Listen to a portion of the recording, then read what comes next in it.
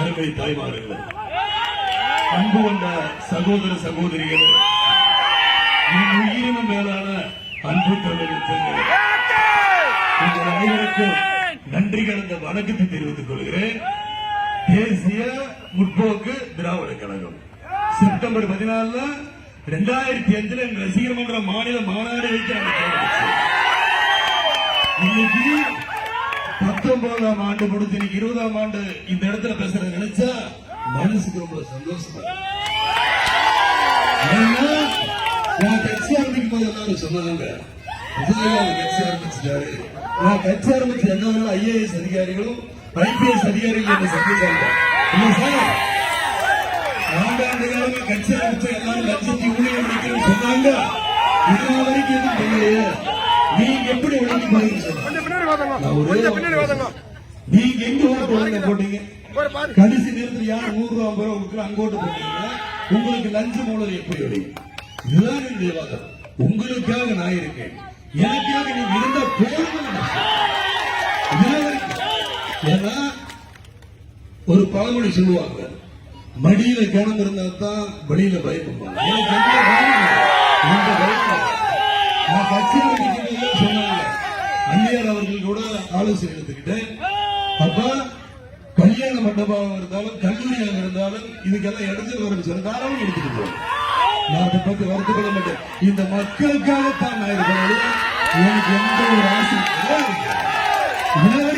ஏன்னா எல்லாரும் எங்கேயோ இருந்து உங்களை பாக்குறாங்க, நான் உங்களா இருந்து அவங்களும் பார்த்துக்கிட்டேன்.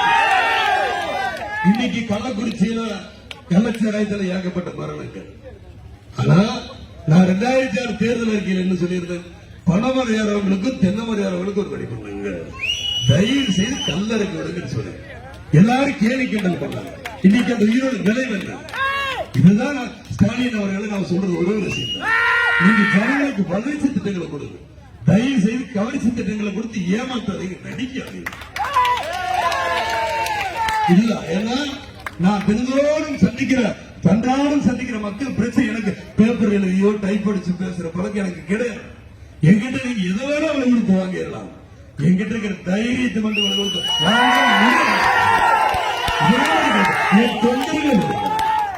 என் தொண்டர் இன்னைக்கு விருதுநகர்ல எதை வேணாலும் விலை கொடுத்தாங்க, எல்லாத்தையும் பண்ணாங்க. ஆனா நம்மளுடைய தேசிய முற்போக்கு திராவிட கழகத்துடைய முதன்மை வாரிசு கிட்டத்தட்ட 48,000 வாக்குகளை மூடி மறைச்சாங்க. காரணம் என்ன? அவர் காலையில எண்ணிக்கையிலிருந்து முடிவு வரைக்கும் முன்னணி சொன்னார். கடைசியில் எப்படி பின்னணி வந்தது? உங்க மேல பயம். தேசிய முற்போக்கு திராவிட கழகம் இவங்களுக்கு பயம். நான் கட்சி ஆரம்பிச்சதுக்கு அப்புறம் தான் இலவசங்களே நிறைய வந்தது. அதுக்கு முன்னாடி இலவசங்கள் எங்க மக்களே? நீங்க சற்று சிந்திக்கணும் மக்கள்.